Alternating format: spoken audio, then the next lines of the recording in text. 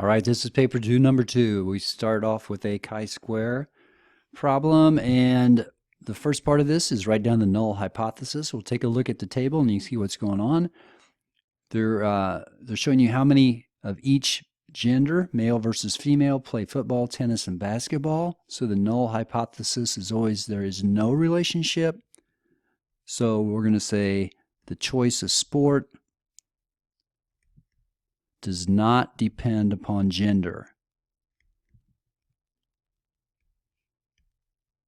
So we're saying there's no relationship between whether you're male or female and what sport you choose to play. It does not depend on gender. 1 mark. Part B, find the expected value of female footballers. Well, the expected value is always the percent of females times the total number of footballers. I'll put FB for footballers. So the percent of females, you have 85 females out of 120 total students. So that's the percent of females. And we're going to multiply that times the number of footballers, which is 48. And that turns out to be 34. Now, if you get a little decimal or something, you just round it off because you can't have a decimal woman. C, write down the number of degrees of freedom. The number of degrees of freedom, if you remember, is real simple. It's just the number of rows minus 1 times the number of columns minus 1. Now, when you do that, you don't look at the totals. So the number of rows is 2 because you have males and females, so 2 minus 1. Number of columns is 3 for the 3 sports, 3 minus 1. So you got 1 times 2, which is 2. That's the number of degrees of freedom. Speeding right along, part D, write the critical value of chi-square. Let me scroll that up a little bit.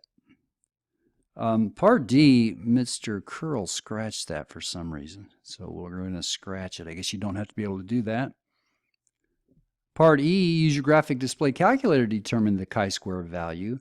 Well, that's pretty easy too. Remember, you go to, I'll just tell you how to do it. You go to Matrix, and you enter a new matrix. So you go to Edit, and the size of the matrix is the rows by the columns, which is 2 by 3.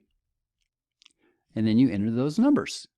Let me scroll back up a little bit so we can get those numbers. You enter these numbers into your matrix.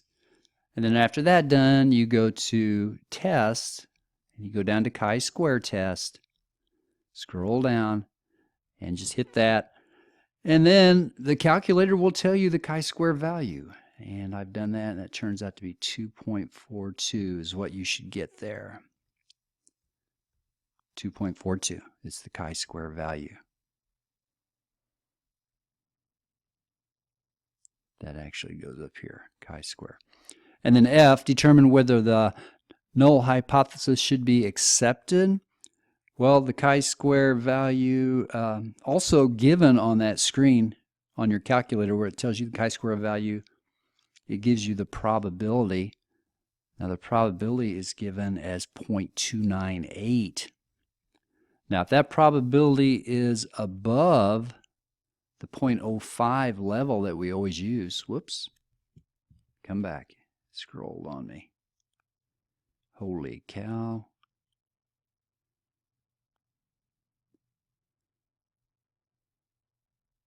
Here we go, finally. Yeah, since that probability level is 0.298, we always use the level of 0.05. Since that is greater than 0.05, we accept the null hypothesis. So determine whether it should be accepted. So you just write the probability of 0.298 is greater than 0.05. Therefore, we accept the ACCEPT H sub 0, which represents the null hypothesis. And the rest of this is actually pretty easy. Let me scroll. All right, find the probability that a student chosen from that group is male. Well, the probability of anything is the total number of that particular group. In other words, the total number of males is 35 out of the total number of students. Well, you can look back at the table. Total number of students is 120.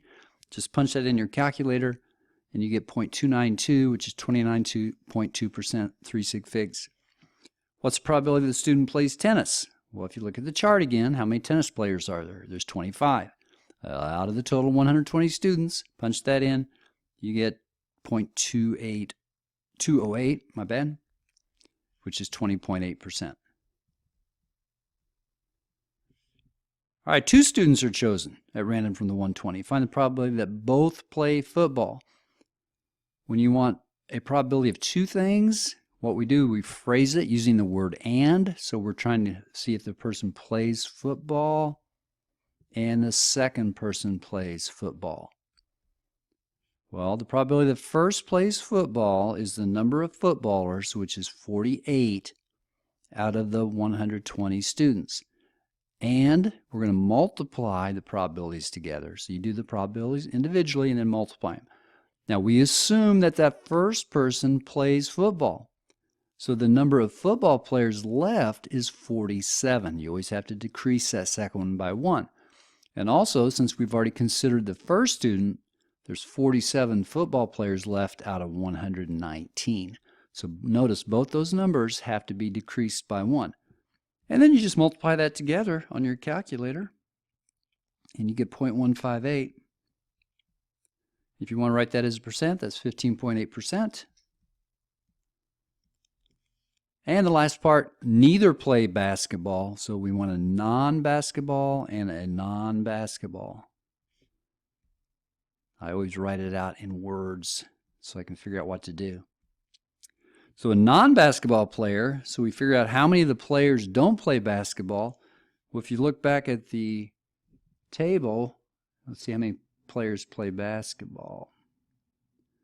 All right, so we got 47 basketball players, 47. So the non-basketball players is 120 total students minus the 47 that do play basketball. So the non-players would be 47 from 120, which is 73. So 73 out of 120. Now the second person, again, you got to reduce that number by 1 because we're assuming that that first person is a non-basketball player. So the second person being a non-basketball player is 72 left out of 119. Notice those two problems work exactly the same way. And that's 0.368, which is 36.8%. Please remember 3 sig figs, and you will be in good shape. And I think that's the end of this problem. Let me scroll. Yes, it is. Okay, that is problem number 2 on paper 2. Done.